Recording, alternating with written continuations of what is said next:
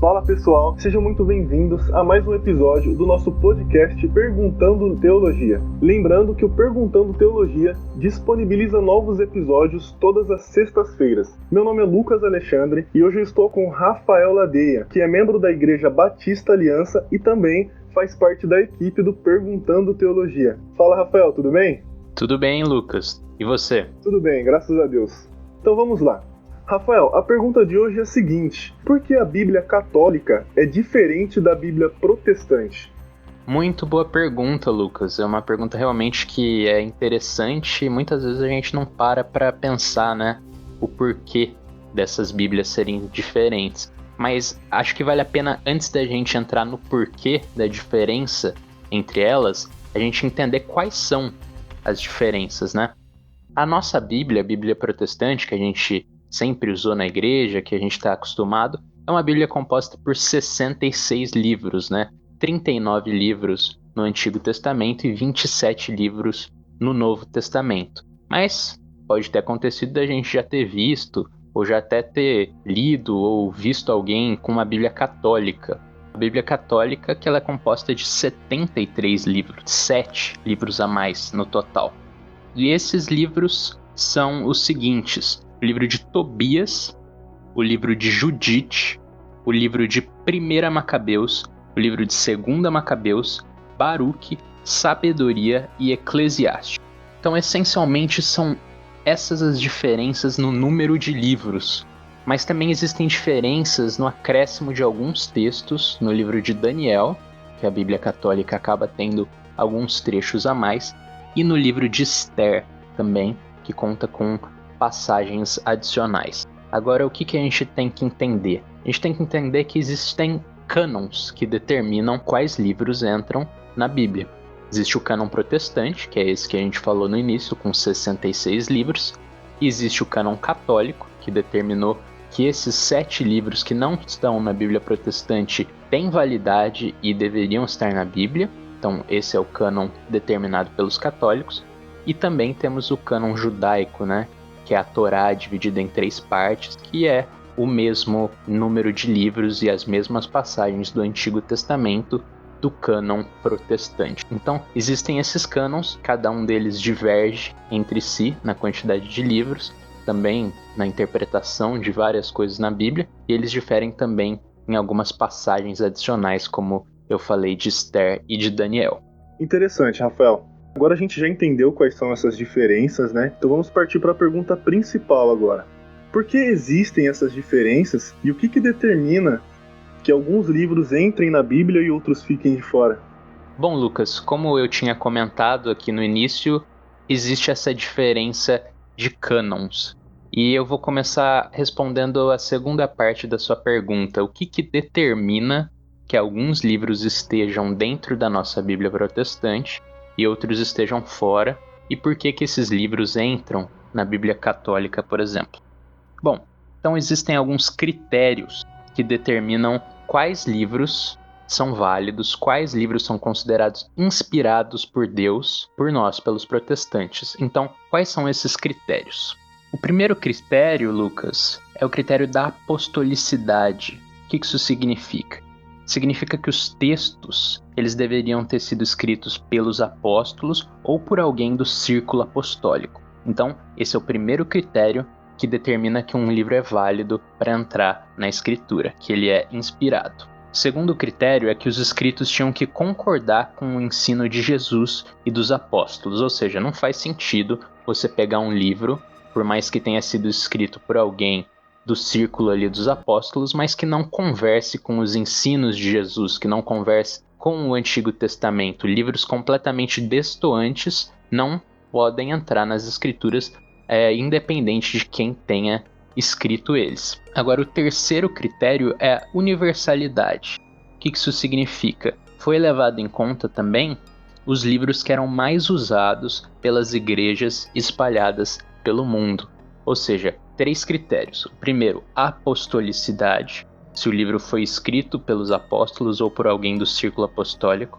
Segundo, o escrito tinha que concordar com o ensino de Jesus e dos apóstolos. E terceiro, a universalidade. Os livros tinham que ser usados de forma abundante pela maioria das igrejas do mundo. Lembrando que esses critérios, eles não podem ser, por exemplo, 2 cumpridos e 1 descumprido, ou 1 cumprido e 2 descumpridos. Os 3 tinham que ser completamente cumpridos para que um livro ou para que um texto fosse levado em consideração para entrar no cânon protestante. Por que eu falo cânon protestante? Porque existem livros, como eu falei, 7 livros adicionais na Bíblia Católica, e os protestantes consideram como sendo não inspirados por Deus, porque eles não seguem esses critérios que a gente acabou de falar.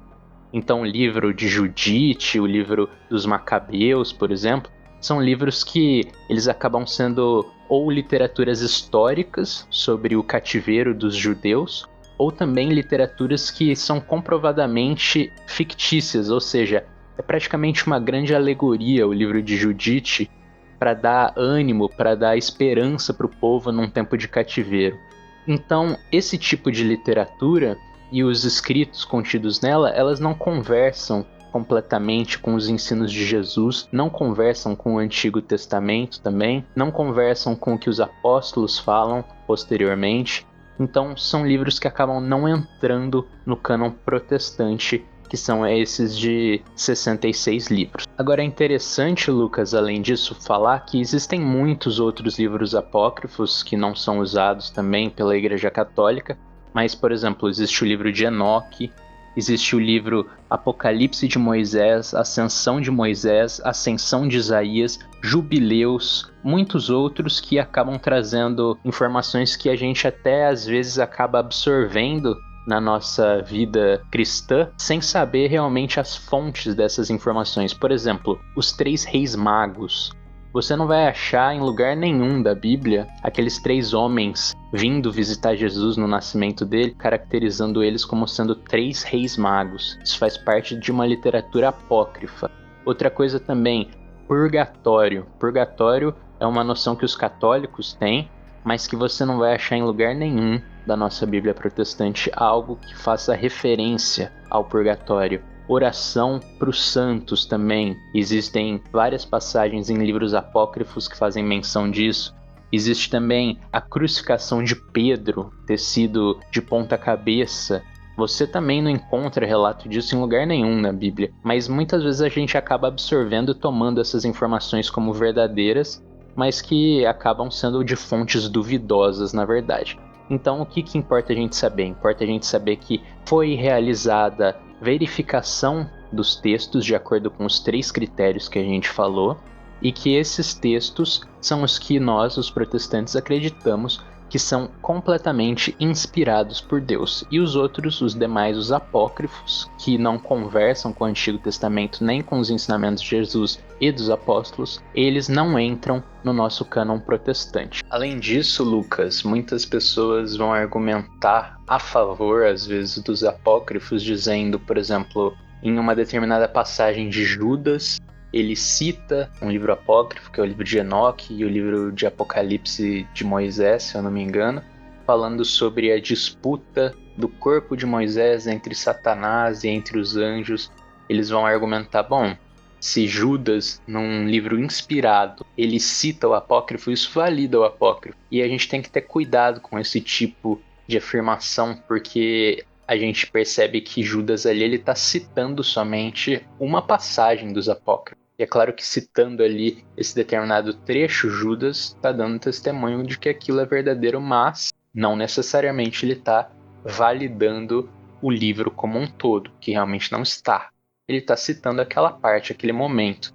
Outro ponto interessante, Lucas, é que Martinho Lutero, que é uma das principais figuras da Igreja Reformada, ele foi o responsável por traduzir a Bíblia para o alemão, e ele também rompeu com a tradição católica que vinha desde a Idade Média com uma Bíblia com 73 livros completamente em latim. Ele trouxe esse cânon de uma forma mais organizada, não foi somente ele que determinou tudo isso, mas pela história da igreja muitas pessoas contribuíram, mas a Bíblia traduzida e a Bíblia com 66 livros foi a Bíblia que Martinho Lutero traduziu. E os católicos, numa tentativa de frear a reforma protestante, no movimento da Contra-Reforma, realizaram o Concílio de Trento, logo após Lutero ter realizado a tradução da Bíblia, ter colocado o cânon dos 66 livros. Eles reafirmaram a Bíblia Católica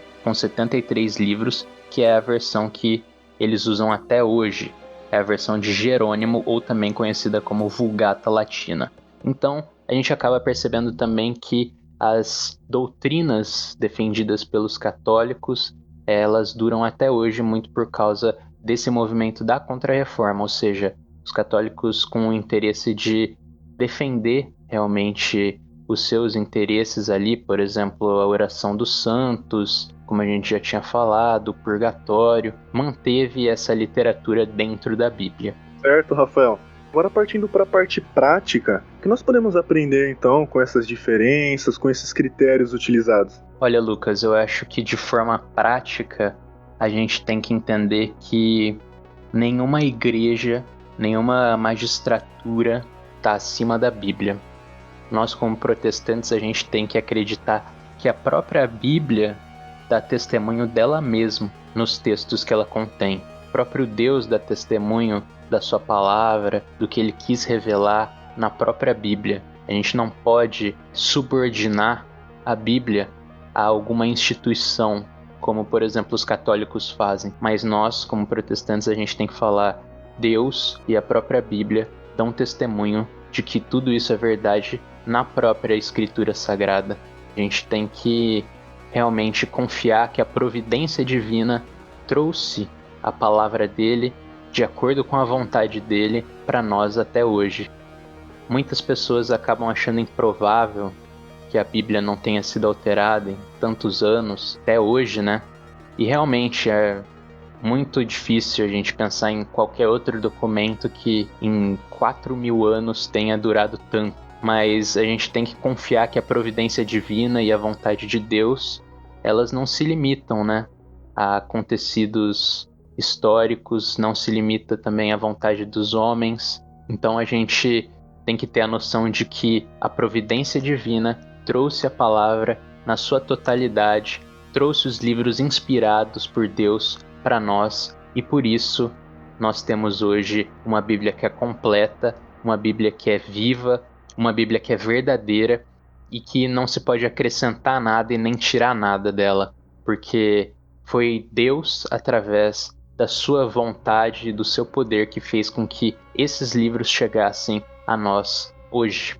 Então, de forma prática, nós temos que confiar na providência de Deus e também lembrar que a Bíblia não está subordinada a nenhuma instituição humana, mas ela mesma é uma palavra viva de Deus e ela dá testemunho dela mesma. Muito bem, Rafael. Muito interessante realmente essa reflexão. Quero te agradecer por mais uma pergunta respondida, por esse estudo que você trouxe pra gente. E para você ouvinte, também quero agradecer a participação de vocês até aqui e lembrá-los que também estamos no YouTube agora. Então você também consegue acompanhar nossos episódios todas as sextas-feiras, disponibilizados agora também no YouTube. Não deixe de nos acompanhar também através das redes sociais, Perguntando Teologia. No Instagram você também consegue acompanhar todas as publicações, nossas enquetes e também nos enviar as perguntas. Muito obrigado mais uma vez e esperamos vocês no próximo episódio. Até mais!